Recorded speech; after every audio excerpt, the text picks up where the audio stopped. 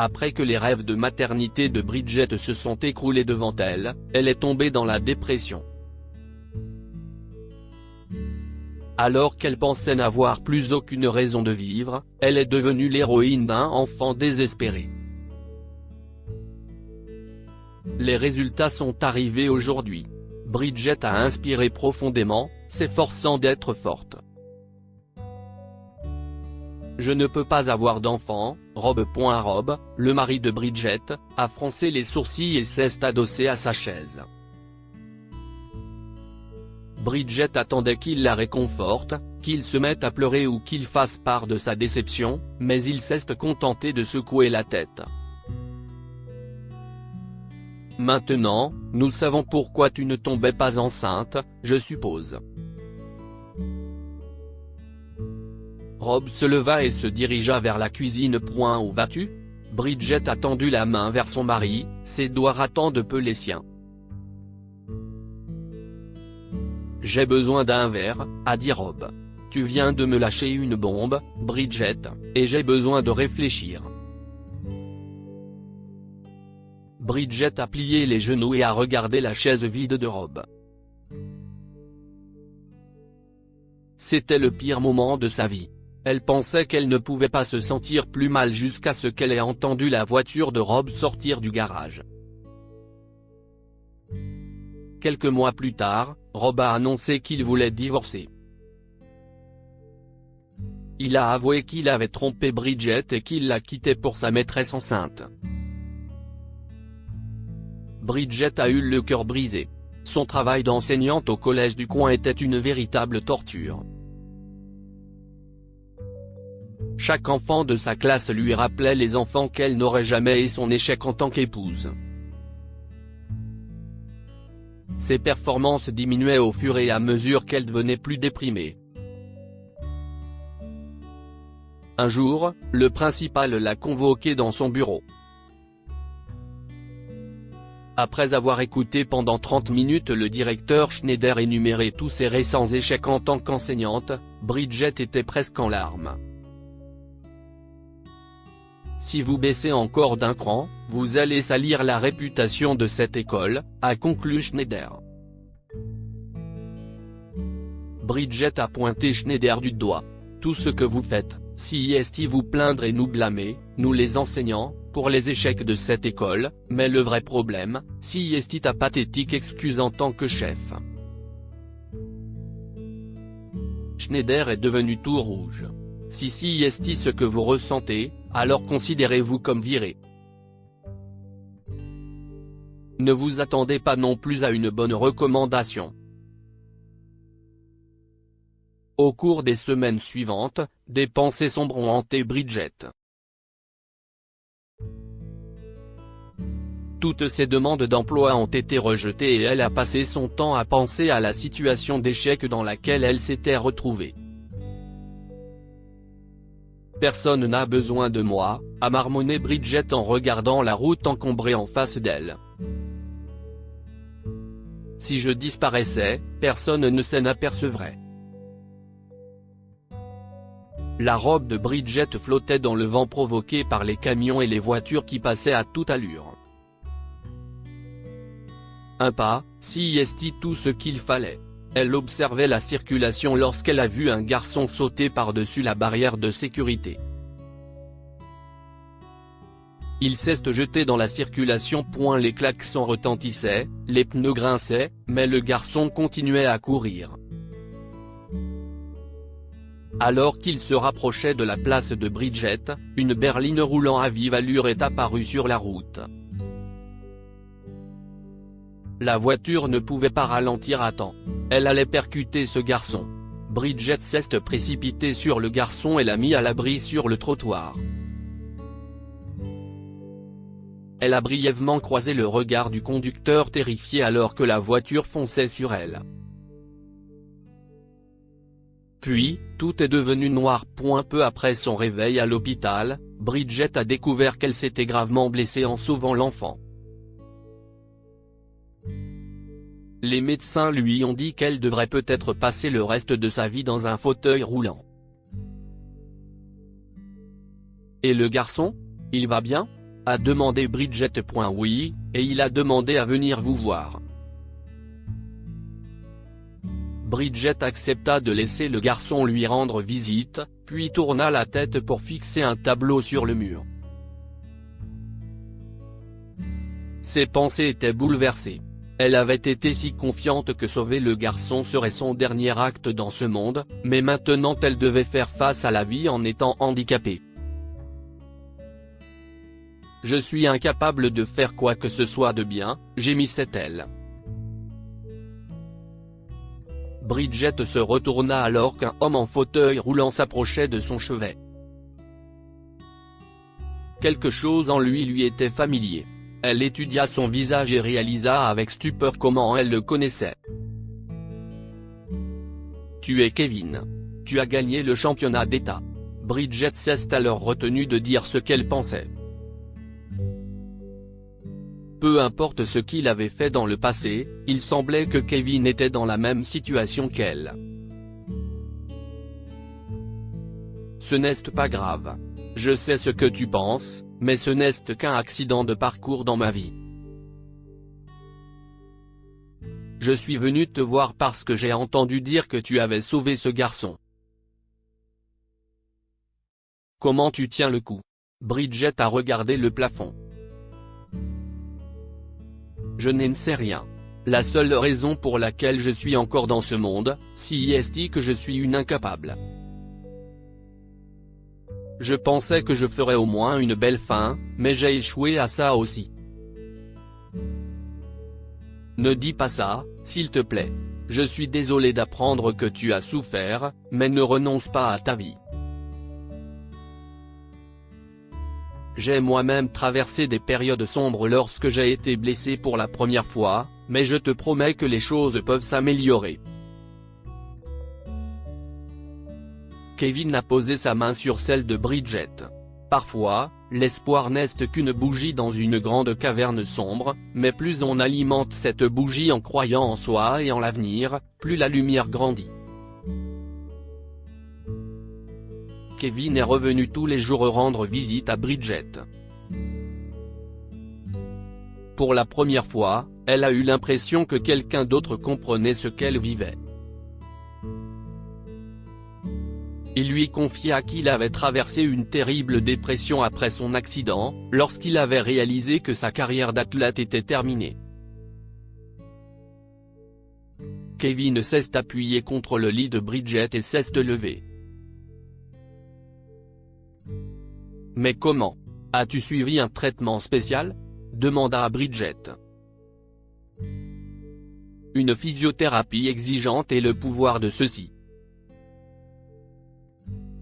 Kevin tapota un doigt sur sa tempe. « Mon entraîneur m'a appris à imaginer mes courses à l'avance, à visualiser mon succès. J'ai utilisé la même technique pour m'aider à guérir. »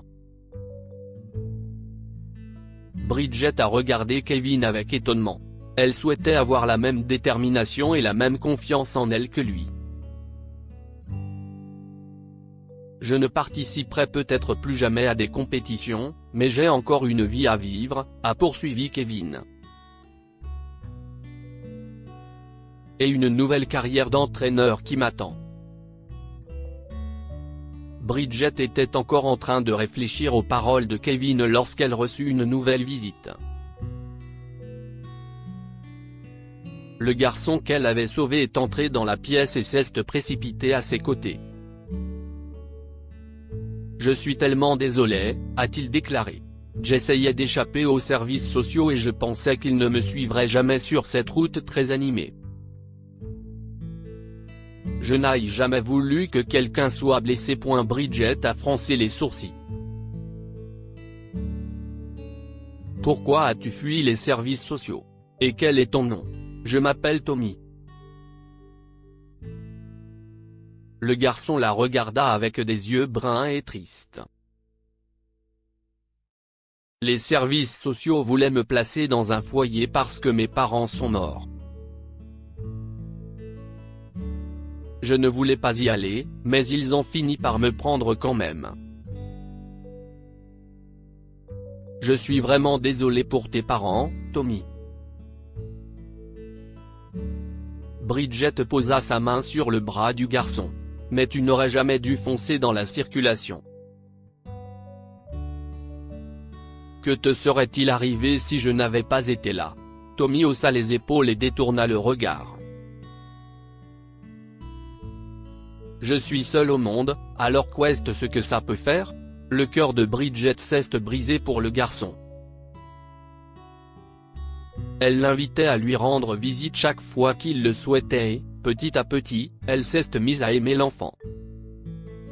« Je pense que Tommy est entré dans ma vie pour une raison précise, a-t-elle dit un jour à Kevin. Kevin a souri. « Bien sûr, Bridget.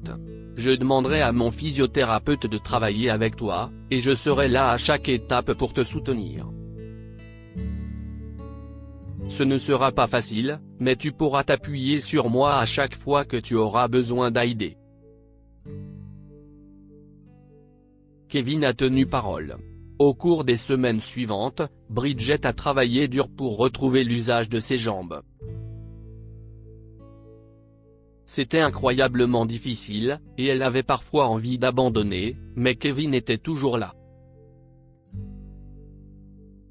Il croyait tellement en elle qu'il était facile pour Bridget de croire en elle-même. Chaque fois que Tommy lui rendait visite, Bridget se rappelait qu'elle avait un objectif plus grand qu'elle-même. Elle voulait être une mère pour ce garçon et lui donner une famille. Lorsqu'elle en a parlé à Tommy, il l'a serré très fort dans ses bras. Peu après, les médecins ont autorisé Bridget à quitter l'hôpital. Elle a toujours besoin d'un fauteuil roulant, mais le physiothérapeute lui a assuré qu'elle allait bien. Il pensait que Bridget pourrait se tenir debout l'année suivante. « Ce n'est pas assez », a déclaré Bridget en discutant de ses progrès avec Kevin. Il avait également été libéré et lui rendait visite à domicile pour l'aider dans ses exercices et sa santé mentale. « La guérison prend du temps », a-t-il répondu. « Je sais que tu es impatiente, mais tu ne peux pas te précipiter. Comme je l'ai déjà dit, tu ne peux pas tout miser sur le fait de remarcher. » Bridget a secoué la tête. « Si tu peux le faire, alors moi aussi. Si est toi qui m'as appris à ne pas douter de moi, ne serait-ce qu'une seconde, et je ne douterai pas. » Kevin a pris les mains de Bridget dans les siennes. « Je suis très fier de voir à quel point cette attitude positive t'a transformé, mais il n'est pas sain de mesurer son estime de soi en fonction du succès. Tu es une personne extraordinaire, quoi qu'il arrive, et je veux que tu t'en souviennes toujours, Bridget. » Rapidement, la guérison de Bridget a commencé à ralentir. Quels que soient les efforts qu'elle consacrait à ces exercices, elle ne progressait pas. Elle s'était fixée comme objectif d'être capable de marcher avant la fête des mères, afin de pouvoir entrer à grands pas dans le centre d'hébergement et d'en sortir Tommy. Au fur et à mesure que la date se rapprochait, Bridget se sentait de plus en plus frustrée par la stagnation de ses progrès. « Pourquoi cela prend-il autant de temps ?» a-t-elle demandé à son physiothérapeute. « J'ai fait tout ce que vous m'avez demandé et ça n'a pas marché. » Le physiothérapeute lui a répondu qu'elle ne devait pas s'attendre à une guérison rapide et que certaines étapes pouvaient prendre plus de temps que d'autres. Elle se plaignit amèrement à Kevin lorsqu'il vint la voir le jour de la fête des mères pour l'aider à s'entraîner. Bridget était au bord des larmes, mais on frappa à la porte, ce qui attira son attention. Aussitôt, un enfant cria « Maman, ouvre la porte !» Lorsque Bridget a ouvert la porte, elle a trouvé Tommy avec un énorme bouquet de fleurs. « J'ai choisi toutes ces fleurs pour toi », a-t-il dit avec un grand sourire. « Je veux que tu saches que j'ai hâte que tu m'adoptes et que tu deviennes ma mère. » Une vague d'émotion a traversé Bridget. Cette émotion s'accompagna d'une certitude indescriptible, c'était le moment ou jamais d'essayer de se remettre debout. Sans hésiter, Bridget s'est levée du fauteuil roulant et s'est mise debout. « Tu as réussi !» Tommy a serré Bridget dans ses bras. « Maman, je t'aime !» Bridget a embrassé le front de Tommy. « Je t'aime aussi, Tommy. Je t'aime tellement que je ne peux plus attendre. Je vais au refuge avec toi tout de suite pour que nous puissions commencer la procédure d'adoption. » Kevin l'a suivi avec ses clés de voiture au doigt et un grand sourire sur le visage. « Je serai honoré de vous y conduire. » La vie de Bridget n'a plus jamais été la même après ce jour. Elle a eu un fils avec Tommy et un fiancé quelques mois plus tard. Bien qu'elle ait éprouvé de l'attirance pour Kevin pendant un certain temps, Bridget ne pensait pas qu'il lui rendrait l'appareil jusqu'à ce qu'il l'ait invité à sortir avec lui. Après le mariage, Kevin, Tommy et Bridget sont devenus une famille heureuse. Chaque jour, ils se réveillaient avec de la gratitude pour les bénédictions qu'ils se portaient l'un à l'autre et la certitude qu'ils seraient toujours ensemble. Cependant, une dernière surprise attendait la famille. Un jour, après le dîner, Bridget a apporté des petits gâteaux pour le dessert. Kevin et Tommy ont rapidement remarqué les lettres collées sur les cupcakes. Bridget a souri sournoisement et les a mis au défi de trouver le mot que les cupcakes éplaient. Quelques minutes plus tard, Kevin a regardé Bridget avec stupeur. « Tu es enceinte ?» Bridget a souri. « Apparemment, ma vie est remplie de miracles. » Que pouvons-nous apprendre de cette histoire? Ne jamais perdre espoir. Bridget a touché le fond dans sa vie, mais au moment où elle pensait ne plus pouvoir continuer, Kevin l'a aidé à comprendre qu'elle ne devait jamais perdre espoir. Il y a toujours un moyen de se sortir d'une mauvaise situation. Parfois, il faut trouver le courage de tendre la main et de demander de l'aide. Partagez cette histoire avec vos amis. Elle pourrait bien illuminer leur journée et les inspirer.